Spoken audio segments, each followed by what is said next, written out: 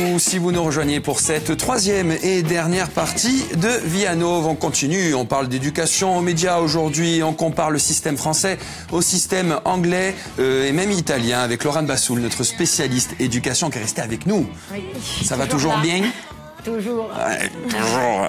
Benedetta Gennari qui nous vient d'Italie, assistante de langue. Bonjour. Émilie Gao qui, elle, nous vient du Royaume-Uni, assistante de langue également. Ça va, mesdames? Bien? Ouais. Bon. Émilie, how are you? Fine, thank you. Good, very good. Yes, thank Voilà, ça y est, j'ai utilisé le maximum de mon vocabulaire anglais. On peut passer au français maintenant. Alors, est-ce que vous pouvez nous rappeler votre rôle au sein de l'éducation nationale en France? Oui, je suis assistante de langue à Bastia, et donc j'aide aux élèves avec l'anglais. Je donne les cours de conversation. D'accord, et ça se passe bien? Oui, très bien. Vous êtes oui. contente de faire ça? Oui, oui, et la course me plaît beaucoup. Ouais. Bon, je vais pas demander, mais vous avez bien fait, c'est vous être content. Alors, de quelle manière les enfants sont-ils accompagnés à l'école pour développer leur sens critique au niveau des médias et de l'information chez vous? Alors, en Angleterre, les professeurs et les écoles exercent une grande pression sur les élèves pour réussir dans les examens. Et en fait, il faut obtenir certaines notes pour pouvoir continuer les études au lycée ou à l'université. Donc, quelquefois, les matières qui ne sont pas obligatoires sont souvent mises de côté un peu, et telles que les médias. Et alors, si tu traites le média ou pas en classe, ça vraiment dépend de ton école ou de tes professeurs.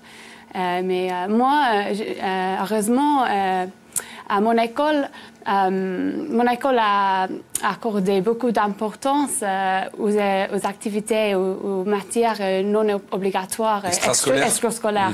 C'est ça. Donc, on a fait une journée chaque semestre qui a été dédiée à une matière qui ne faisait pas partie du programme.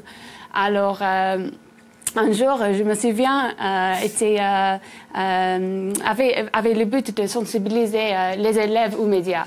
Donc, on a fait les activités comme comment utiliser les caméras, comment faire les entretiens, et comment écrire une chronique. Et ça, c'était très utile. C'est pas mal quand même. Ouais. Donc, on a fait ça une fois, mais peut-être on aurait dû faire plus de choses comme ça, parce que évidemment, c'est un thème très important de nos jours. Mais alors, c'est pas obligatoire, hein, on est d'accord? Ah oui, c'est pas obligatoire. Est-ce que dans l'éducation civique, peut-être, c'est plus... Oui, vous en parlez un peu plus? Oui, l'éducation civique est une matière, tous les élèves doivent faire ça. Et c'est là où on a traité la presse, on a fait la propagande, mais surtout lié à la politique. En plus, en anglais, en école d'anglais, on approfondit le journalisme. Donc, on voit, je ne sais pas, un texte et il faut considérer le rôle, le statut de l'écrivain.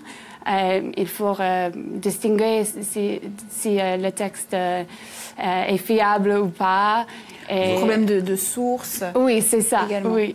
Comment vous informez vous-même? Vous vous informiez quand vous étiez étudiante? Ouais, ou Internet, les livres, oui, mais... Le journal, papier, pas beaucoup? Pas beaucoup, pas trop, non. Internet, plutôt, ouais. Ah, Internet maintenant. Hein. On est foutu. Voilà, on est foutu. Et alors ça, c'était au collège et au lycée, ça se passe comment du coup? Oui, donc au lycée, on a fait plus de la recherche nous-mêmes, parce qu'au collège, pas trop, on a utilisé Wikipédia et c'est tout.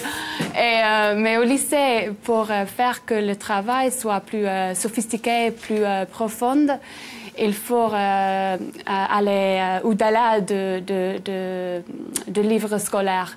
Et donc, c'est là, je pense, où j'ai appris à vérifier les sources et faire de la recherche. Et approfondir les recherches. Chercher l'information, ouais.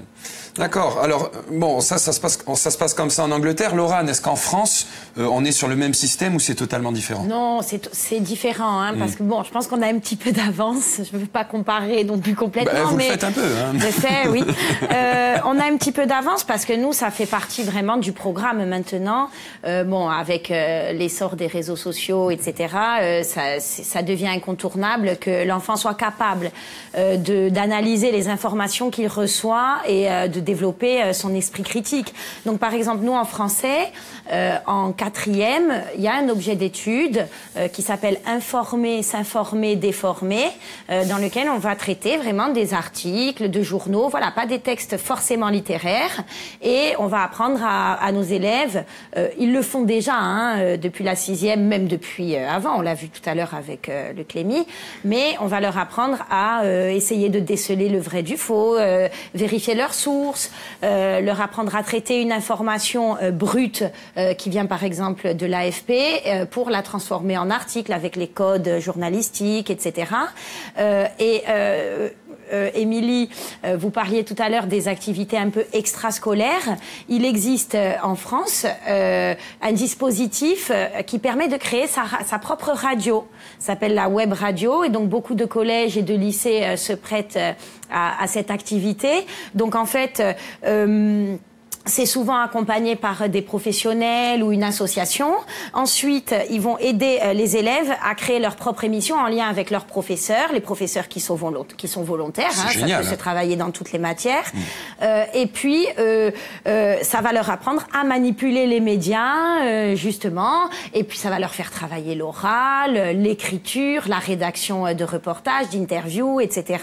Il faut savoir aussi, quand on parlait des programmes, que l'éducation aux médias et à l'information se fait très souvent par le biais du professeur documentaliste, hein, on l'a dit tout à l'heure. Ouais. Par exemple, dans le collège dans lequel je travaille, les élèves de 6e ont 1 heure par semaine. C'est vraiment dans leur emploi du temps, d'éducation aux médias et à l'information. Et lorsqu'on travaille là-dessus, souvent ils disent « Ah madame, attendez, je vérifie mes sources ». Enfin, c'est vraiment quelque chose... rentré dans les mœurs, ça rentre vraiment dans leurs habitudes. Ouais. Donc, c'est vraiment pas à négliger, quoi. C'est très important, oui. Bon, eh ben, écoutez, alors du côté italien, Benedetta, on peut dire que l'éducation nationale italienne est plutôt... Je voulais dire une chose, oui. C'est vrai, de la radio, j'ai été très surprise de voir que dans mon lycée, ici à Bastia, oui. Il y a la radio du lycée. Ah oui. C'est très bien. Oui. Pardon. Non, mais je vous en prie. Non, ouais, vraiment. Hein. Oui, c'est très sympa. C'est une bonne expérience parce qu'ils sont eux-mêmes animateurs, tout ça, ils choisissent leur sujet. Donc, bon, c'est ludique, c'est porteur, quoi, comme projet, hein. C'est un beau projet, oui. Oui. Oui. Alors, vous êtes italienne, vous venez d'où en Italie? De Livourne. Livourne, d'accord. Alors, oui, juste en face. Juste, pas très loin. Oui, pas très loin. Ouais. Vous faites coucou des fois, comme ça, de loin? Oui. Quand il fait beau. Hein. Alors, l'éducation nationale en Italie est bien engagée plutôt dans l'éducation aux médias, un peu comme en France. Oui. Pas comme en France, on est un peu moins. D'accord. Mais oui, face à l'augmentation de l'utilisation des médias, l'école c'est un peu organisée, n'est pas restée indifférente. Et sa tâche, donc, celle de guider et d'éduquer les enfants à une utilisation responsable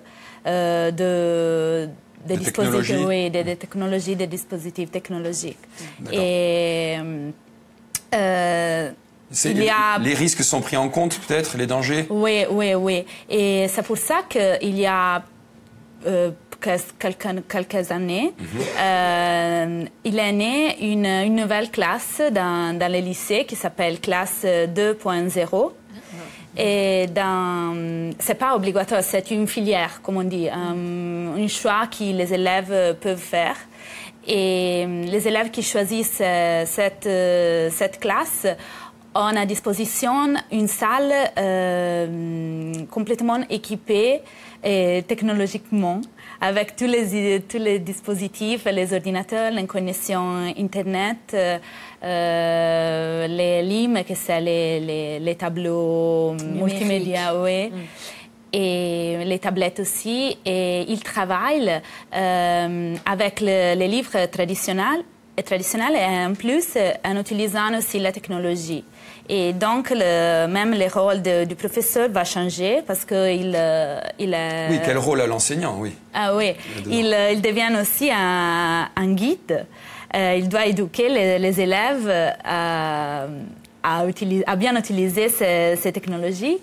Et même si moi, par exemple, si je dois faire ça, je serais un peu perdue, oui, parce que moi, je suis pas très technologique, mais le ministère de l'instruction organise des cours pour les profs aussi, et où on peut discuter de différentes méthodologies et didactiques à faire en classe. D'accord. Alors vous, Laurane, finalement, en France, on n'est pas très loin du système italien, non? Oui, voilà. En fait, si je comprends, c'est le système italien met en place toute une nouvelle utilisation des nouvelles technologies, finalement, parce que bon, l'enfant y est tout le temps confronté. Et si le professeur travaille avec ces outils-là, il va être confronté à l'information aussi, etc. Donc, en France aussi, tous les établissements scolaires sont équipés d'ordinateurs. Il y a au moins une salle d'ordinateurs. Après, parfois, certains collèges ou lycées sont équipés de tablettes. C'est le cas du collège de Santa-Marie. Vous imaginez, au village, on a nos tablettes. Vous enseignez. Et oui. Et donc, en règle générale, ce sont des outils qu'il faut maîtriser. C'est inscrit dans le socle commun, dans le programme. C'est un des domaines qu'il faut acquérir pour pouvoir valider sa sortie de son collège en bonne et due forme. Donc, il faut savoir maîtriser les outils numériques. Ils sont évalués tout au long de leurs années. Rechercher des informations dans différents médias, presse écrite, audiovisuelle, etc. Utiliser des ressources, maîtriser les ressources documentaires aussi, et apprécier. Ils sont évalués sur le fait de savoir apprécier la fiabilité des informations recueillies en croisant différentes sources. Donc ça, c'est un savoir-faire qu'ils doivent acquérir. D'accord. Émilie, on se posait la question, est-ce que vous pensez qu'au Royaume-Uni, il faut aller un peu plus loin? Est-ce qu'il faut approfondir dans je dirais, l'éducation aux médias? Oui, et en fait, on peut choisir les médias comme matière au lycée. Oui. Donc, en Angleterre, au lycée, il faut choisir 4 ou 5 matières. Et les médias, c'est une option facultative. Mais vous pensez que le système anglais doit aller plus loin dans l'éducation pour les médias? Ah oui, peut-être, oui. C'est pas une option très populaire en ce moment. Et oui, donc peut-être on doit faire plus de choses. Justement, si c'est pas très populaire, en France, on le voit rapidement avec les Gilets jaunes et autres mouvements, les journalistes sont très critiqués, attaqués d'ailleurs, même physiquement, insultés, subissent des agressions, entre autres. Est-ce que dans vos pays aussi, les journalistes, en tout cas leur rôle, est remis en cause? Est-ce qu'on questionne la fiabilité des journalistes et de leur travail, comme on peut le voir en ce moment en France? Qui se lance? Benedetta. En Italie, je ne pense pas. Les journalistes, oui, c'est vu comme bien écouté et bien considéré. Justement, il y a la démocratie, donc chacun... Oui. Mais c'est bien de le rappeler de temps en temps, voyez-vous. Chacun peut dire ce qu'il veut, peut critiquer, oui, bien sûr. Écoutez, en France, en ce moment, pas trop. C'est pas la mode, c'est pas la tendance en ce moment. Merci beaucoup, mesdames, merci. Vous restez encore toute l'année, on imagine? Oui, jusqu'à avril. Bon, jusqu'à avril, d'accord. Merci beaucoup, merci Laurane. Merci. On vous souhaite une excellente après-midi sur Via Stella demain.